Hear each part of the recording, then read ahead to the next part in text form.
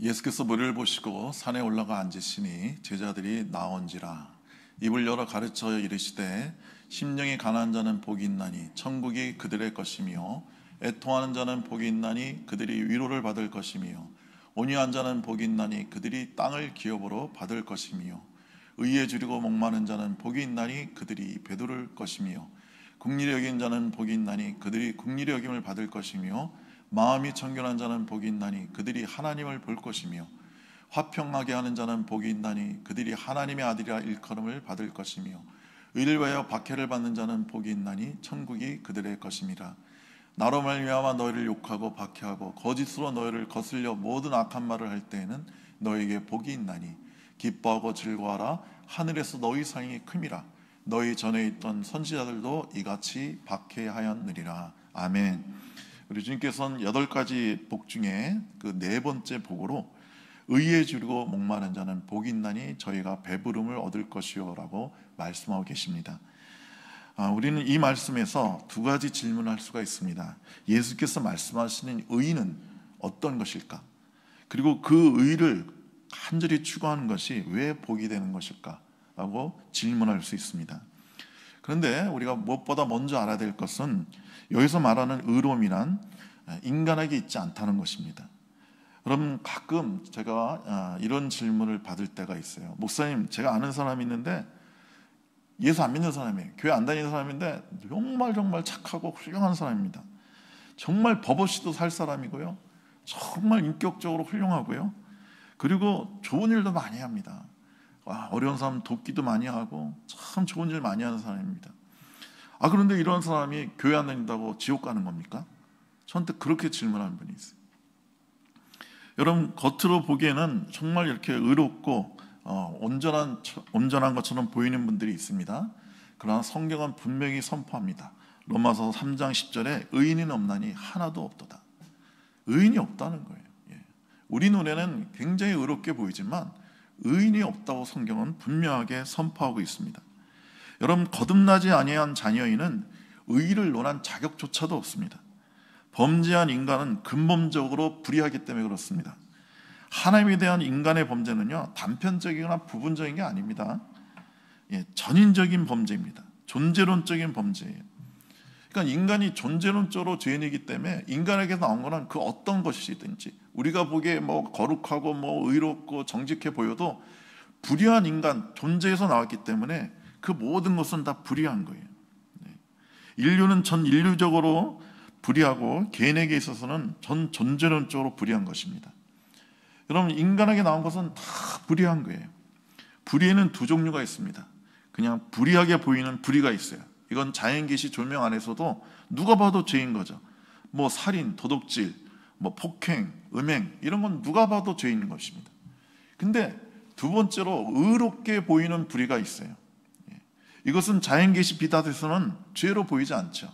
방금 말한 진실이라든지 정직이라든지 충성, 공평, 사랑, 평화, 이런 것들은 아름답게 보이지만 범죄한 인간에게서 나온 것이므로 불의한 것입니다. 아무리 아름답게 보여도 하나님 앞에서 의롭다함을 받을 만큼 의로운 것은 절대로 못 됩니다. 여러분, 지금도 저 소말리아에 가면 해적이 있다고 그러죠. 그래서 지나가는 상선들 침략해서 사람 죽이고 납치하고 물건을 빼앗고 그런 해적들이 지금도 있는데, 옛날에는 아주 많았죠. 우리나라에도 해적들이 있었습니다. 그 해적들이 상선을 공격해서 살인하고 배 물건들을 도둑질했습니다. 그런데 어느 날 그 해적들에게 문제가 생겼어요. 왜냐하면 물건을 도둑질하는데 옆에 있는 박 씨가 엄청나게 귀한 금 열쇠 같은 걸 이렇게 훔치는 걸 봤어요. 그러니까 그 친구였던 같은 도둑질을 하는 이 씨가 욕심이 생기는 거예요. 그래서 몰래 그 박 씨가 훔친 금 열쇠를 훔치다가 발각이 됐어요. 그 싸움이 일어났어요. 서로에서 싸움하다가 칼을 뽑아들고 살인을 했어요. 그러니까 이런 일들이 자꾸 있는 거예요. 그러니까 어느 날 두목이 그 해적질하는 사람들 다 불러놓고 회의를 하면서 얘기를 했어요. 야, 우리가 이렇게 다른 사람이 그 도둑질하는 걸 보고 탐을 내서 그걸 또 도둑질하면 되겠느냐? 그리고 우리가 서로 죽이고 싸우고 살인하면 되겠느냐? 이러면 우리 다 망한다. 우리 다 죽는다.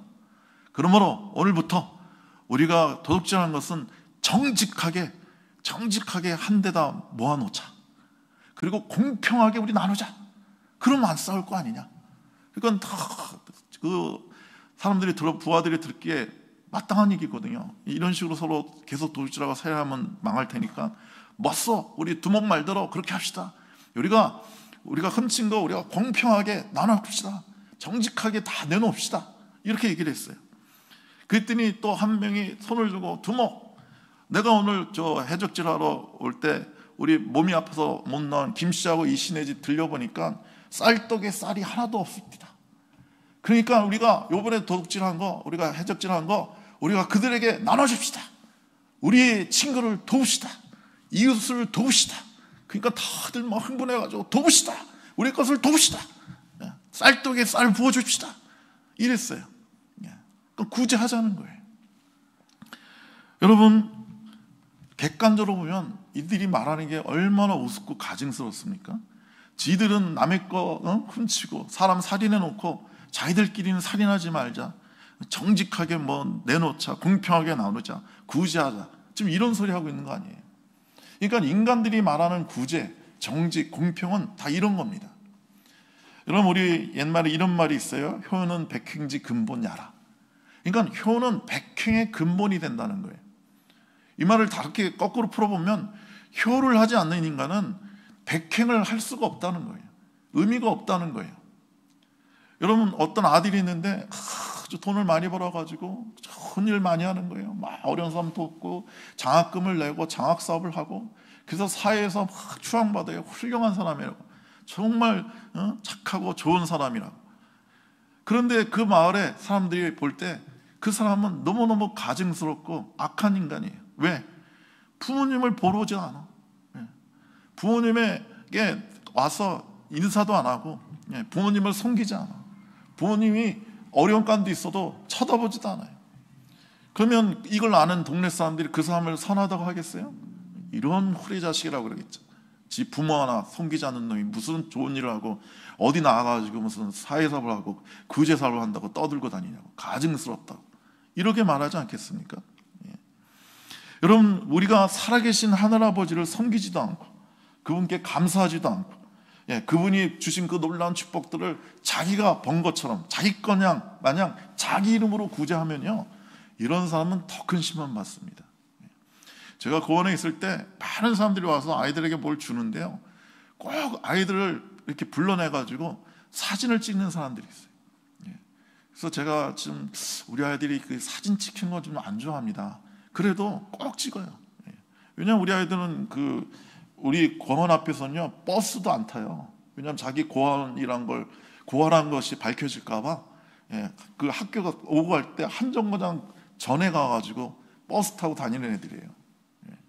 그러니까 사진 찍힌 걸 좋아하겠어요? 정말 안 좋아해요. 왜냐하면 자기 얼굴이 다 발리니까. 그래서 제가 그런 얘기를 해도 아랑곳도 하지 않고 대부분의 사람들이 사진 찍어갑니다. 그 선물 받는 장면 그거 딱 찍어서 합니다. 그러니까 이 사람들은 자기가 이렇게 좋은 일을 한다는 의식이 가득 차 있어요. 여러분, 믿는 성도들 나름대로 열심히 믿음 생활을 하지만 왜 주님의 빛과 능력으로 충만하지 못하고 실패하는 삶을 사는 분들이 있을까요? 그것도 최선을 다해서 죄화물을 범하지 않음에도 불구하고 심령에는 이유 없는 어둠에 사로잡혀 있는 분들이 있습니다. 왜 그럴까요? 그건 자기 열심으로, 자기 힘과 자기의 의로 살려고 하기 때문에 그런 거예요. 주님의 힘과 주님의 의를 그 사람이 대신하고 있기 때문에 문제가 되는 겁니다. 그런 사람은 최선을 다하면 다할수록 더 힘든 거예요. 여러분, 그 바벨탑이 세워진 그 재료를 보면요, 성경에 그 벽돌로 돌을 대신하고 역청으로 흙을 대신했다, 진흙을 대신했다, 이런 말이 나와요. 여러분, 돌은 자연적인 거죠. 근데 그 돌로 쌓은 게 아니라 벽돌로 쌓았대요. 벽돌로 쌓아야 쌓기가 좋죠. 모양과 그 비율이 일정하니까, 그래야 탁탁 맞추기 좋으니까. 그리고 진흙은 아주 자연적인 거죠. 그런데 그 진흙으로 지으면 좀 불안정하니까 그 역청, 그 타르를 어떤 끓이고 뭐 첨가물을 넣어서 아주 더 견고한 접촉제 역할을 하는 역청으로 바꿨다는 거예요. 그러니까 이 말은 뭐냐면 자연적인 것을 인위적으로 다 바꿔서 바벨탑을 쌓았다는 거예요. 여러분, 이것은 주님의 생명의 실체가 인위적인 것들에 의해서 대치되는 것을 우리에게 말씀해 주고 있는 것입니다. 즉 주님의 생명 그 자체가 아닌 인간의 의가 지배하는 어떤 심령의 내면적 상황을 대한 명칭이 바로 바벨탑이라고 할 수 있는 것입니다. 여러분, 그 모세가 40일 동안 시내산에서 하나님의 계시를 받고 있는 동안에 모세가 안 내려오니까 백성들이 막 아우성을 쳤죠. 그랬더니 아론이 그 사람들의 긴 머리나 이런 걸 모아가지고 그걸 불에 녹여가지고 금송아지를 만듭니다. 주로 우상은 이렇게 짐승, 힘센 짐승을 많이 표현해요. 하나님의 능력을 대체하기 위해서요. 그래서 금송아지를 만들어 놓고 뭐라 그럽니까? 이 금송아지가 너희를 애굽에서 인도해낸 하나님이다. 금송아지가 하나님이라는 거예요. 지네가 막 손으로 만든 그 우상이. 여러분, 이런 식으로 사람들은 하나님의 의도 자기의 의로 바꿔버리는 겁니다. 자기의 공의로 바꿔버리는 거예요. 세상의 어떤 이 가난의 문제, 빈부격차에서는 그 수많은 불행을 사람들은 이론으로, 이념으로, 공산주의로 해결해 보겠다고 하는 거예요. 그래서 그것을 이루기 위해서 전쟁하고 막 숙청하고. 그런데 문제가 해결되나요? 해결 안 됩니다. 여러분, 여기서 말하는 의라는 것은 하나님의 의예요. 예수 그리스도의 그분의 인격 자체가 의지, 이 의는 우리 인간의 의가 절대로 아니에요. 하나님에 대한 인간의 의라는 것은 사람이 예수 그리스도를 믿음으로 하나님이 주시는 거예요. 그러나 예수를 믿는 인간의 행위를 의롭다기보다는 그 인간이 소유하고 있는 그리스도의 생명 그 자체를 의롭다고 하시는 거예요. 창세기 6장 9절에 보면 노아는 의인이요 당대의 완전한 자라, 이런 표현을 썼어요. 그러니까 노아는 완전한 자라고 표현했어요. 근데 이 말씀은 노아라는 인간이 그렇게 의롭고 완전하다는 게 아니라 노아에게 나타난 그리스도가 의롭고 완전하다고 하시는 거예요. 그 누구도 그리스도 없이 하나님 앞에서 의롭다함을 받을 사람은 없습니다. 어떤 사람이 의롭다함을 하나님께로부터 받았다면 그 사람이 아니라 그 사람의 안에 있는 그리스도가 의로울 뿐입니다. 고린도전서 1장 30절에 이렇게 말씀하십니다. 너희는 하나님부터 나서 그리스도 예수 안에 있고 예수는 하나님부터 나서 우리에게 지혜와 의로움과 거룩함과 구원함이 되셨다라고 말씀하고 있습니다. 그러니까 예수님만이 우리의 지혜, 우리의 완전한 의로움, 거룩함, 그리고 구원이 되시는 것입니다. 주님을 그 심령에 모시는 사람만이 불합리하고 포리부동한 인간의 양파 껍데기 같은 의로움이 아니라 진정한 의를 소유하게 되는 것입니다. 여러분, 줄임과 목마름은요 인간에 있어서 가장 갈급한 겁니다.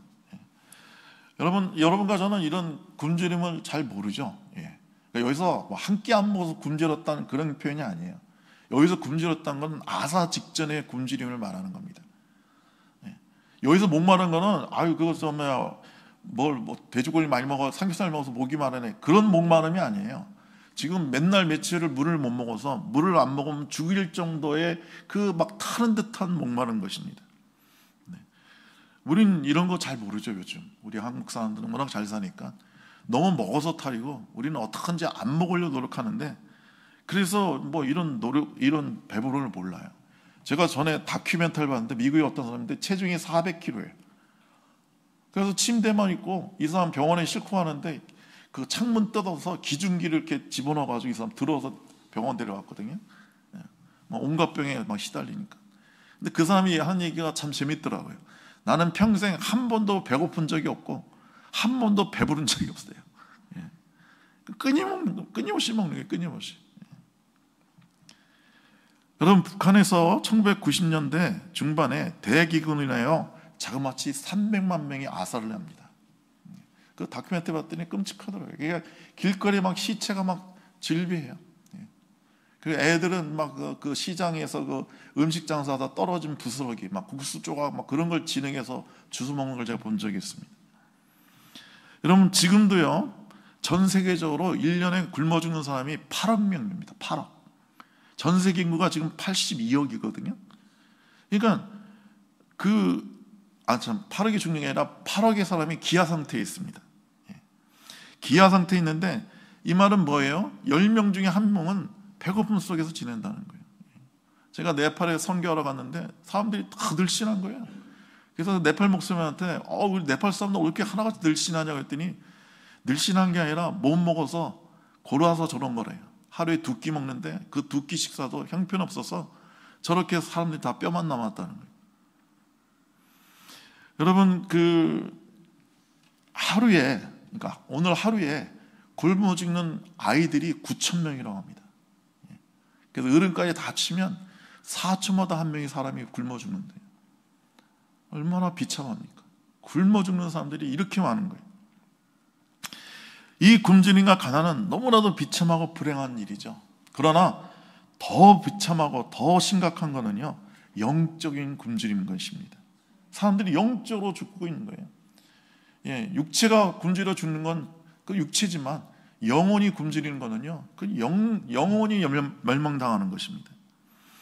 여러분, 많은 학자들이요, 21세기가 되면 인류는 무한히 발전하고 먹는 것도 풍성해지기 때문에 실제로 이 굶어 죽는 사람들이요, 먹을 게 없어서 굶어 죽는 게 아니에요.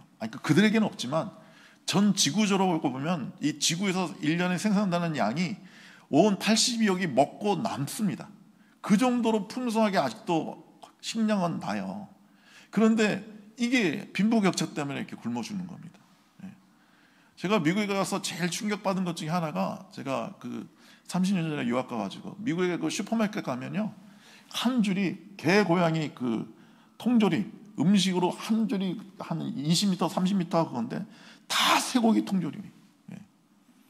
그 당시만 해도 저도 쇠고기를 잘 못 먹었는데 미국에 가보니까 한 줄이 그냥 개 고양이 먹는 쇠고기 통조림으로 가득한 거 보고 제가 충격받은 적이 있습니다. 여러분, 그래서 21세기가 되면 인류는 풍성해지기 때문에 사람들은 종교를 버릴 것이다, 이렇게 예견했어요. 교회 나가는 사람이 급감할 것이다. 왜? 우린 풍족하니까, 먹을 게만 풍성하니까. 그런데 그들의 예견은 틀렸습니다. 정통 종교에서는 조금 줄었지만 전체 종교를 봤을 때 오늘 21세기에 종교를 믿는 사람의 숫자가 훨씬 더 불어났습니다. 그러니까 물질이 풍성할수록 그 내면은 더 굶주려 있는 거예요. 그래서 영원한 것을 찾고 절대자를 찾는 것입니다.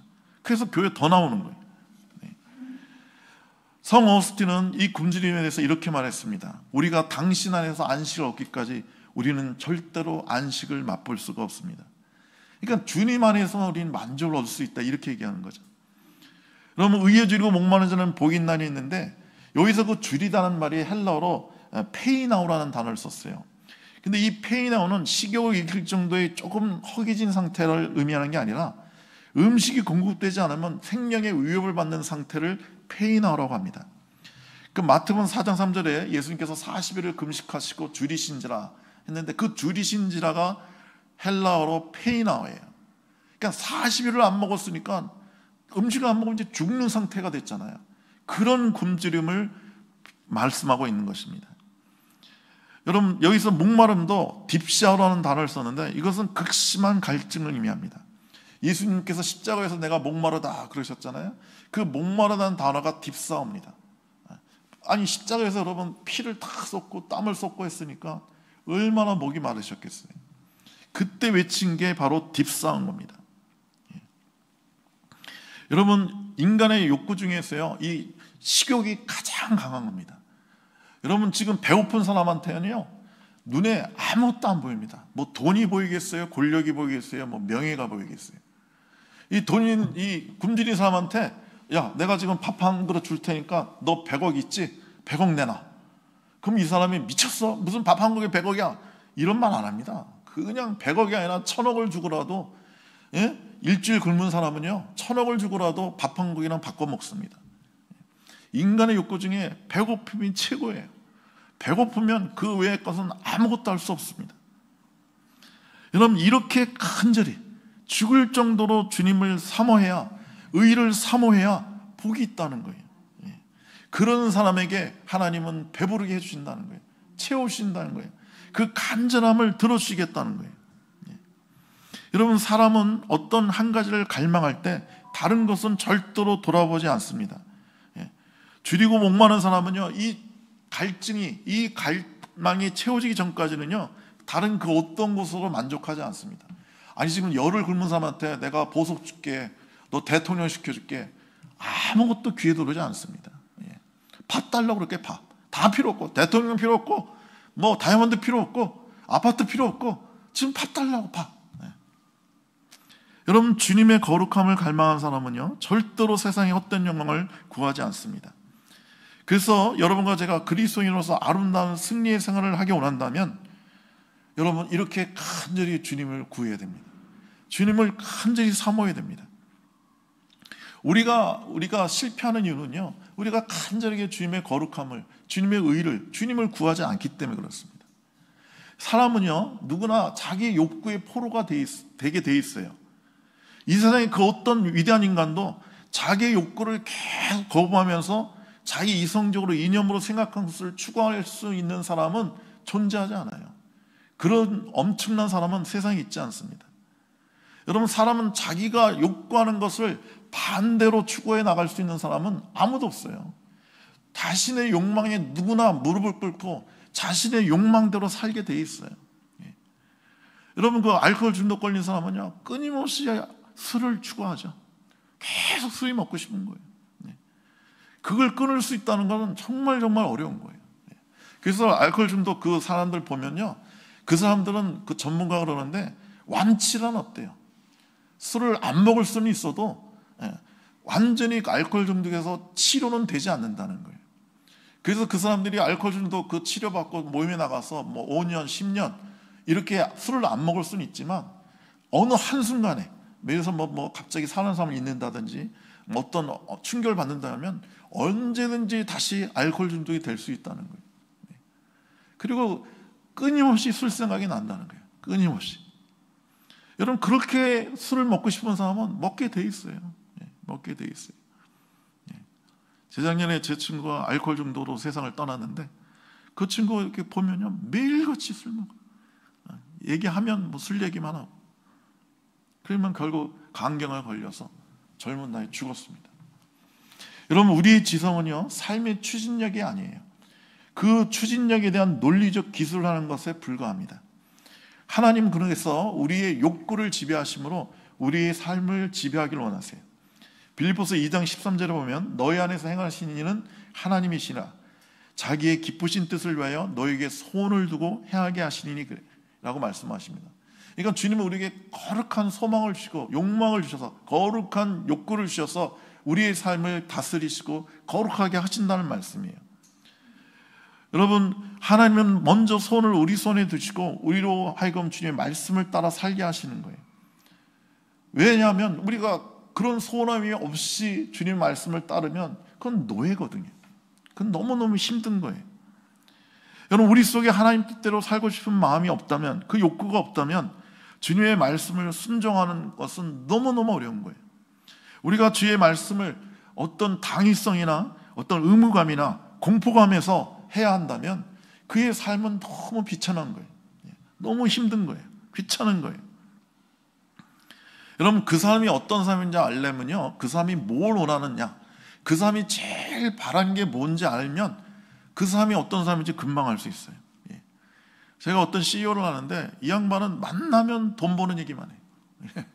그러니까 그렇게 돈 벌기를 원하니까 CEO가 됐겠죠. 근데 CEO가 되는데도 여전히 만나면 어떻게 뭐 투자를 해야 된다느니, 뭐 어떻게 운영을 해야 된다느니, 그래야 뭐 돈이 벌리고 성공하게 된다느니, 만나면 돈 얘기만 해요. 그러니까 그 사람은 그렇게 돈을 원하기 때문에 그런 걸 추구하는 사람이라는 걸 우리는 금방 알 수 있는 거예요. 여러분, 음악하는 사람은요, 만나면 음악 얘기만 하겠죠. 제가 얼마 전에 TV 보니까 그 음악하는 사람인데, 자기는 소원이 있다면 하루 종일 음악 듣는 거예요. 음악 들으면 돈을 준다면 나는 그 직업이 너무너무 좋을 것 같다는 거예요. 자기는 음악 듣는 게 그렇게 좋다는 거예요. 하루 종일 그래서 자기 음악을 듣는다는 거예요. 그러니까 음악가가 되겠죠. 여러분, 먹고 마시고 놀고 싶은 생각으로 가득하게 있다면 그 사람은 그걸 위해서 인생을 살아갈 겁니다. 하지만 그 중심에 주님을 구하고 거룩하고 경건하게 살고자 하는 자는요, 어떻게 할까요? 간절히 기도하겠죠. 주의 말씀을 늘 읽겠죠. 예배 드리는데 정성을 다할 겁니다. 주님은 말씀하십니다. 의에 줄이고 목마른 자는 복이 있나니 저희가 배부름을 받을 것이요.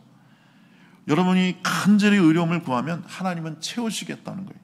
전심으로 의가 되시는 주님을 구하면 만날 수 있다는 것입니다.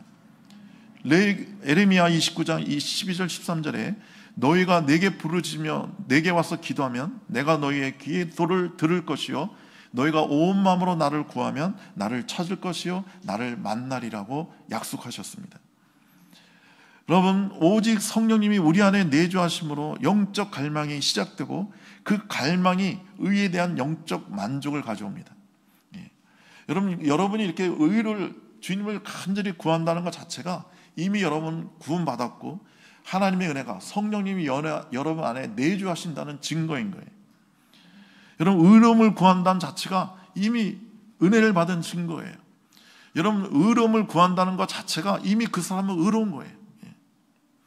여러분, 윤동주 시인의 서시, 우리 전 국민이 알고 있는 서시에 이런 부분이 나오죠. 죽는 날까지 하늘으로 한 점 부끄러워 묻기를 잎새이는 바람에도 나는 괴로워했다. 너무 놀랍지 않습니까? 그러니까 한 점 부끄러워 묻게 살기를, 아주 의롭게 살기를 간절히 소원했어요. 그래서 얼마나 바랬느냐, 그 잎새가 흔들리면서 부채 역할을 해서 일으키는 바람이 얼마나 작은 바람이겠어요. 근데 그 잎새이는 바람에도 나는 괴로워했다. 그러니까 그런 자그만 그 자그만 시험에도 나는 괴로워했다는 거예요. 그만큼 정도로 윤동주 시인은 의롭게 살고 싶다는 거예요. 이렇게 거룩한 갈망이 있을 때 주님은 채워진다고 오늘 말씀하고 계십니다. 여러분, 우리가 원한다고 다 채워지지는 않죠. 여러분과 저는 부자 되기 원하는 사람이 많을 거예요. 근데 부자 되기 원한다고 부자가 되나요? 안 돼요. 나는 요즘 아이들 보면 나는 아이돌 되고 싶다는 애들이 많은데 그 수많은 아이들이 그래서 또 아이돌을 시도하지만 성공하는 애들은 거의 없잖아요. 여러분, 사람이 원한다고 해서 그것이 채워지는 경우는 거의 없어요. 근데 오늘 분명히 주님 약속하십니다. 의를 추구하면, 너가 이렇게 간절히 의로움을 사모하면 배부를 것이다, 채워주시겠다고 약속하고 계신 것입니다. 그러면 우리가 채워지면 어떻게 될까요? 채워지면 그냥 만족하고 끝날까요? 아니에요. 우리가 채워지면 채워질수록 더 큰 갈망을 가지게 됩니다. 결코 우리 안에 계신 성령님은 이만하면 너는 만족할 만큼 의롭다 이렇게 말씀하지 않으세요. 우리에게 더 큰 은사를 사모하라고 말씀하십니다. 영적 만족은 그 자체가 주님의 의에 대한 또 다른 갈망이 됩니다. 그래서 더 큰 갈망이 더 큰 만족을 가져오게 합니다. 여러분, 누구든지 주님을 만난 사람은 지금까지 그 어디서도 찾을 수 없었던 만족과 기쁨을 맛보게 됩니다. 그리고 그 만족이 곧 그분을 갈급하고 그분을 찾아 영혼의 순례길을 떠나게 해줍니다. 우리의 힘과 노력으로는 절대로 의롭고 경건하게 살 수 없습니다. 우리 주님의 의와 거룩함을 우리가 잊기를 사모해야 되는 것입니다. 그러기 위해서 우리가 성령을 구해야 됩니다. 너가오면 11장 13절에 너희가 악할지라도 좋은 것을 자식에게 줄 줄 알거든 하물며 너희 하늘 아버지께서 구하는 자에게 성령을 선물로 주시지 않겠냐고 말씀하셨어요. 여러분과 제가 구하면 성령을 주시겠다고 약속하셨어요. 악해도 자식에게 좋은 걸 주는 아비가 있듯이 너희가 성령을 구하는데 내가 왜 안 주겠냐 이거예요. 그래서 우리가 이 약속을 의지해서 성령님을 구할 때 성령이 우리 가운데 임하십니다. 충만해지십니다. 성령이 오셔야 지혜와 사망의 법에서 해방됩니다. 성령이 오셔야 주님의 말씀대로 살 수 있고 주님의 의로움이 우리의 것이 되는 것입니다. 그래서 우리가 간절히 성령을 구해야 됩니다. 계속 충만해야 됩니다. 그러면 우리는 이런 기도를 하게 될 겁니다. 주님, 주님의 사랑은 늘 만족하면서도 늘 부족합니다. 날마다 더 주님의 사랑에 이끌려 나가게 하시고 주님도 저희 사랑 가운데 오시옵소서. 기도하겠습니다. 좋으신 하나님, 우리가 세상에 헛되고 악한 것들 잠깐 있다 사라질 것을 추구하지 않게 해주시옵소서. 성령께서 우리 가운데 오셔서 우리가 주님을 구하고 거룩함을 사모하는 하나님의 사람들 되게 하여 주시옵소서. 주님, 오늘 주님께서 우리가 간절히 구하면 주신다고 하셨사오니 우리가 주님을 구합니다. 주의 사랑을 구합니다. 주의 거룩함을 구합니다. 주님 오셔서 우리를 채워주시고 배부르게 하여 주시옵소서. 예수님의 이름으로 기도드리옵나이다. 아멘. 예, 우리